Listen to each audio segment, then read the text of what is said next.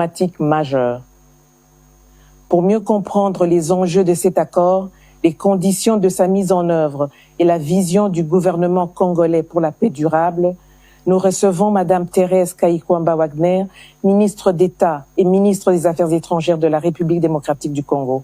Madame la ministre, bonsoir. Bonsoir. Et merci d'accorder cette entrevue exclusive à la radio-télévision nationale congolaise. Merci à vous. Avec toute votre équipe, on peut dire que vous avez été diplomatiquement décisive au sujet de la guerre d'agression que subit la République démocratique du Congo de la part du Rwanda. La résolution 2773 en est le prélude. Aujourd'hui, vous venez d'apposer votre signature sur l'accord de paix entre la République démocratique du Congo et le Rwanda, sous l'égide des États-Unis. Quels sont vos sentiments? Tout d'abord, un sentiment de gratitude pour la confiance que son Excellence, Monsieur le Président de la République, Monsieur Félix-Antoine Tshisekedi Tshilombo, a bien voulu placer en ma personne, mais aussi toute l'équipe qui m'a accompagnée et qui a contribué justement aux efforts qui ont culminé aujourd'hui à la signature de cet accord.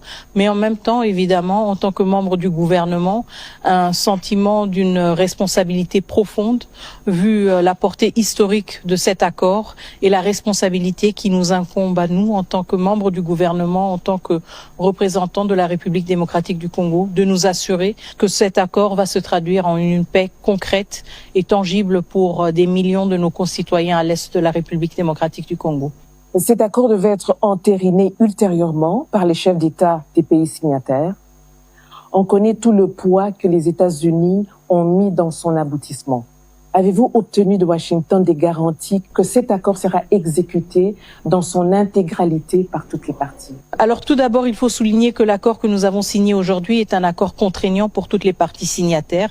Et ça, c'est quelque chose d'extrêmement important. Et évidemment, je ne sais pas si certains d'entre vous et des téléspectateurs ont eu l'occasion de suivre aussi la prise de parole du président Donald J. Trump aujourd'hui à la Maison-Blanche, qui lui-même a affirmé à 2 reprises que les États-Unis d'Amérique allaient tout faire pour s'assurer justement que cet accord soit respecté par toutes les parties prenantes. Donc, je pense en effet que nous sommes dans une dynamique extrêmement constructive avec un partenaire qui est aussi déterminé que la République démocratique du Congo de voir cet accord se matérialiser et ce, de manière rapide, de manière tangible et de manière durable.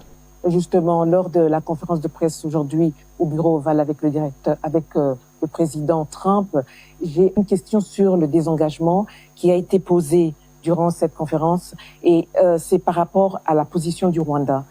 Pendant la conférence de presse du président Trump, le ministre rwandais des Affaires étrangères a semblé